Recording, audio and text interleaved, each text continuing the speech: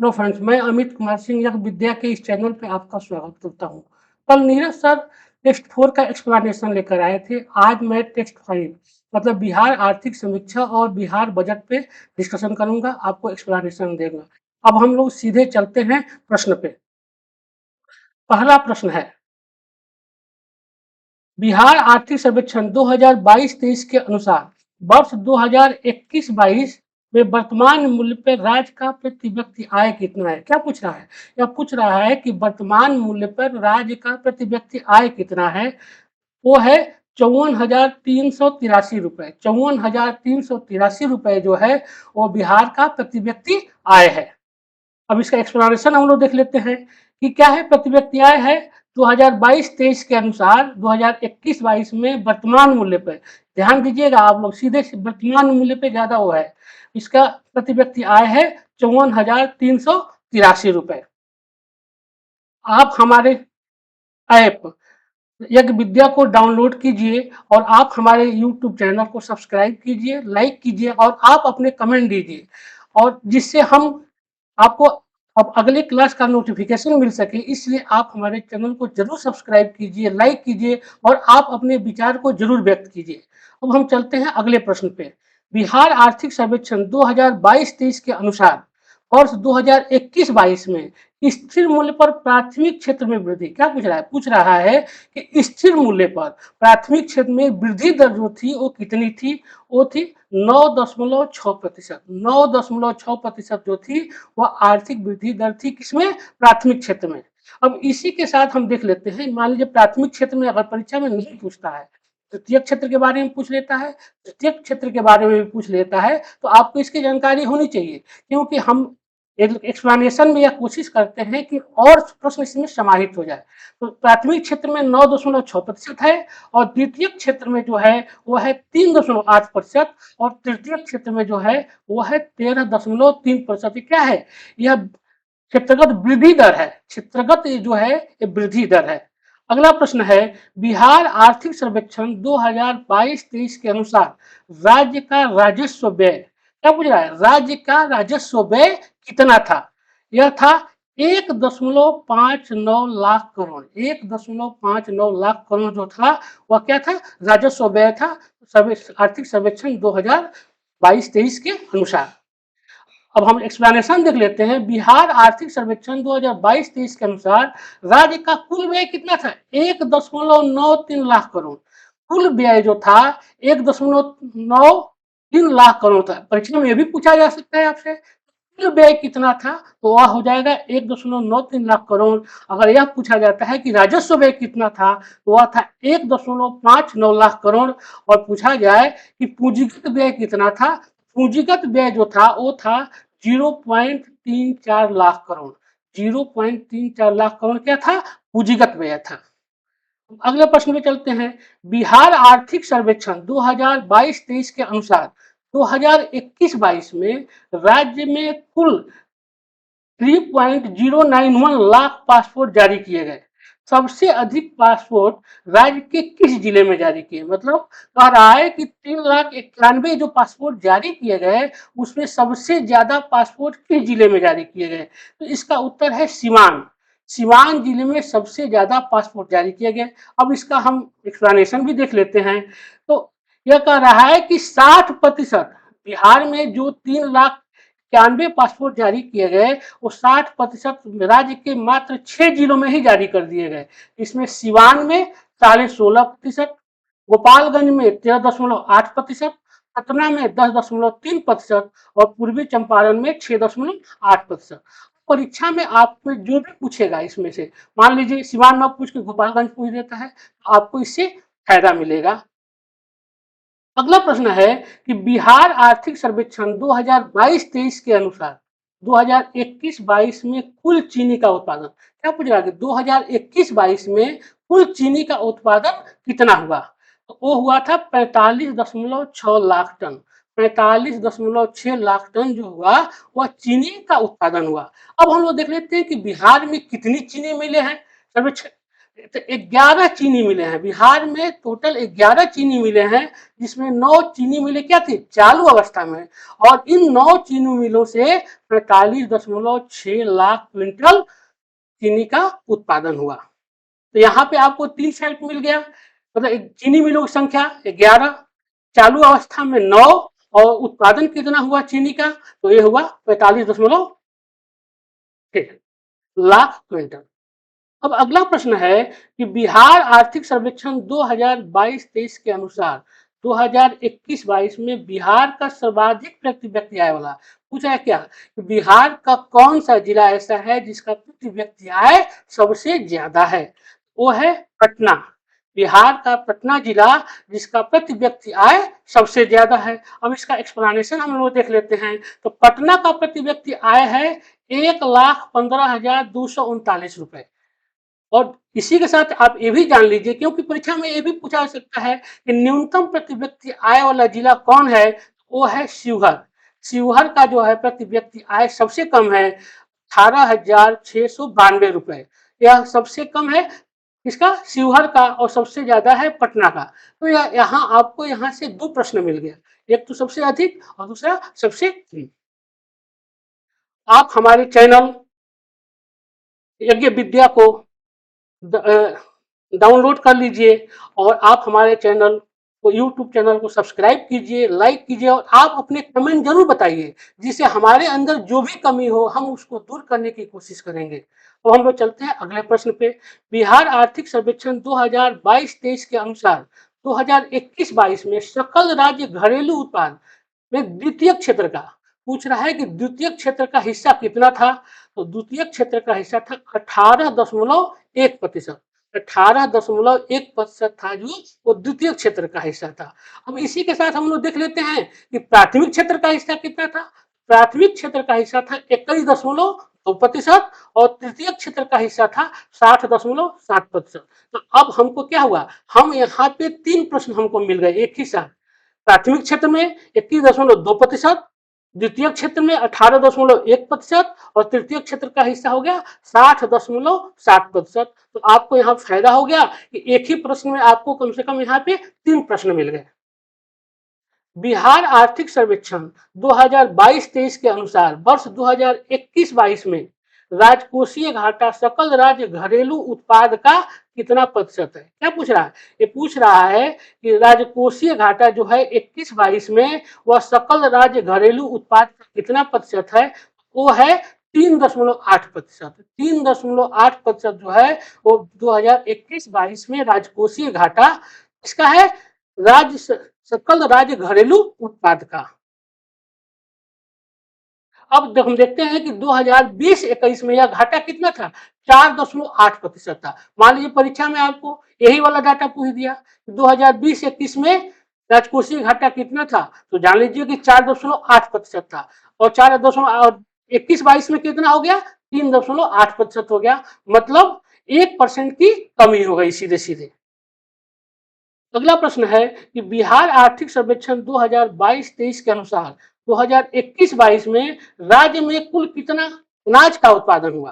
पूछ रहा है कि राज्य में 21-22 के अनुसार कितना अनाज का उत्पादन हुआ, तो वो हुआ 181 लाख टन। 181 लाख टन अनाज का उत्पादन हुआ। अब देखिए 2 चीजें होती है, एक होता है अनाज का उत्पादन, एक होता है खाद्यान्न का उत्पादन। हम यहाँ पे ये भी जान लेते हैं कि खाद्यान्न का उत्पादन कितना हुआ। खाद्यान्न का जो उत्पादन हुआ वो हुआ 184.9 लाख टन। 184.9 लाख टन जो हुआ वो खाद्यान्न का उत्पादन हुआ। तो आपसे परीक्षा में ये भी पूछा जा सकता है कि खाद्यान्न का कितना उत्पादन हुआ, 184.9 लाख टन, और अगर पूछा जाएगा कि अनाज का कितना उत्पादन हुआ तो 181 लाख टन ये अनाज का उत्पादन हुआ। अब अगले प्रश्न पे चलते हैं। बिहार आर्थिक सर्वेक्षण 2022-23 के अनुसार राज्य में जैविक कॉरिडोर योजना के तहत कितने एकड़ भूमि को जैविक खेती के अंतर्गत लाने का लक्ष्य रखा गया है। मतलब सरकार का जो जैविक कॉरिडोर योजना है उसके तहत 2022-23 में कितना, मतलब 2020 से लेकर 2025 तक की योजना है, उसमें कितना एकड़ भूमि लाने का प्रस्ताव किया गया है सरकार के द्वारा, वो है 20,000 एकड़। 20,000 जो एकड़ है वह भूमि सरकार एक चलिए कि 2020 से 2025 तक 20,000 एकड़ भूमि में जैविक खेती की जाएगी। अब इसी के साथ एक फैक्ट हम ये भी जान लेंगे व्याख्या में कि बिहार में जैविक खेती की शुरुआत सरकार के द्वारा कब शुरू किया गया। तो यह किया गया था 2017 में। यह इंपॉर्टेंट फैक्ट है। तो बिहार सरकार द्वारा 2017 में जैविक विधि से खेती की योजना की शुरुआत की गई थी। आप हमारे चैनल यज्ञ विद्या को सब्सक्राइब कीजिए, लाइक कीजिए और आप प्ले ऐप से हमारे ऐप को डाउनलोड कीजिए, जिससे आप 10:30 बजे 10 बजे जो हम लोगों का टेस्ट होता है आप उसमें शामिल हो सके। आप अधिक से अधिक शामिल होइए और आप हमारे और अपने दोस्तों को भी शामिल कराइए, जिससे आपको आने वाले बीपीएससी की परीक्षा में काफी फायदा मिल सके। अगला प्रश्न है, बिहार आर्थिक सर्वेक्षण 2022-23 के अनुसार 2021-22 में सर्वाधिक निवेश किस उद्योग में हुआ है। क्या पूछ रहा है? कह है कि 2021-22 में सर्वाधिक निवेश जो है किस क्षेत्र में हुआ है, किस उद्योग में हुआ है। तो हुआ है खाद्य प्रसंस्करण उद्योग। खाद्य प्रसंस्करण उद्योग में सबसे ज्यादा निवेश हुआ है। मतलब टोटल जितना निवेश हुआ है 2021-22 में बिहार में, उसमें 41% निवेश जो हुआ है वह अकेले खाद्य प्रसंस्करण उद्योग में हुआ है। ये तो प्रश्न के अनुसार हो गया। मान लीजिए कि अगर ये भी प्रश्न पूछ दिया जाए कि दूसरा सबसे बड़ा उद्योग कौन है जिसमें निवेश हुआ है, तो वह है सीमेंट उद्योग। और तीसरा सबसे बड़ा जो उद्योग है जिसमें सर्वाधिक निवेश हुआ है वो है इथेनॉल उद्योग। इथेनॉल उद्योग जो है वो तीसरा सबसे बड़ा निवेश प्राप्त करने वाला उद्योग है। अगला प्रश्न है कि बिहार आर्थिक सर्वेक्षण 2022-23 के अनुसार वर्ष 2021-22 में राज्य में प्रति व्यक्ति ऊर्जा की खपत। पूछ रहे हैं क्या कि 2021-22 में राज्य में प्रति व्यक्ति ऊर्जा की खपत कितनी है। वो है 329 यूनिट। 329 यूनिट जो है वह प्रति व्यक्ति 2021-22 में ऊर्जा की खपत है। अब हम लोग देख लेते हैं एक्सप्लेनेशन में कि हम लोग देखते हैं कि 2017-18 में 280 यूनिट ऊर्जा की खपत थी प्रति व्यक्ति 280 यूनिट की खपत थी। लेकिन 2021-22 में यह बढ़ के 329 यूनिट हो गई है। मतलब 4 वर्ष में 17.5% की वृद्धि हुई है। 4 वर्ष में। तो यह भी पूछ सकता है कि कितने परसेंट की वृद्धि हुई है 2017-18 से लेकर अभी तक। तो 17.5% की वृद्धि हुई है इसमें प्रति व्यक्ति ऊर्जा खपत में। अगला प्रश्न है कि बिहार आर्थिक सर्वेक्षण 2022-23 के अनुसार वर्ष 2021-22 में मुख्यमंत्री पेयजल योजना के लिए कितने पंचायतों का चयन किया गया। क्या पूछ रहा है? मुख्यमंत्री पेयजल योजना है उसके लिए 2021-22 में कितने पंचायतों का चयन किया गया है। तो ये किया गया है 4290 पंचायतों का चयन किया गया है। किसके लिए? मुख्यमंत्री पेयजल योजना के लिए 2021-22 में। अब इसी के साथ हम ये जान लेते हैं कि आखिर मुख्यमंत्री पेयजल योजना है इसकी शुरुआत कब हुई थी। बहुत इंपॉर्टेंट है परीक्षा की दृष्टि से। यह हुई थी 27 सितंबर 2016 को। 27 सितंबर 2016 को मुख्यमंत्री पेयजल योजना की शुरुआत हुई थी। अगला प्रश्न है, वित्तीय वर्ष 2023-24 में बिहार बजट के लिए आवंटित राशि है। क्या पूछ रहा है कि मतलब बिहार बजट का आकार क्या है। बिहार कहने का मतलब यह है बिहार बजट का आकार, मतलब जो कौन कितनी राशि आवंटित की गई है वो की गई है 2,61,885.40 करोड़ रुपए। यह क्या है? बजट का आकार है। अब हम लोग इसका एक्सप्लेनेशन देख लेते हैं कि 23-24 में 2,61,885.40 करोड़ का बजट है। 2022-23 में जो बजट का आकार था वो था 2,37,691.19 करोड़। मतलब पूछ रहा है क्या, अगर हम ये निकालें कि कितने की वृद्धि हुई है तो 24,194.21 करोड़ रुपए की वृद्धि हुई है 2022-23 के बजट के अपेक्षा 2023-24 में। तो यह परीक्षा की दृष्टि से इंपॉर्टेंट है।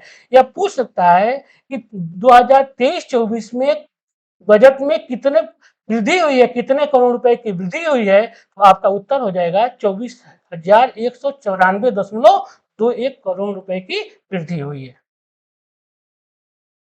अगला प्रश्न है कि वित्तीय वर्ष 2023-24 में बिहार बजट में आत्मनिर्भर 7 निश्चय तू के लिए कितना धन आवंटन किया गया? क्या इस जो 7 निश्चय योजना है, उसका जो 7 निश्चय तू योजना है, उसके लिए इस वर्तमान बजट मतलब 2023-24 के बजट में कितना धन का आवंटन किया गया है? वो किया गया है 5,000 करोड़।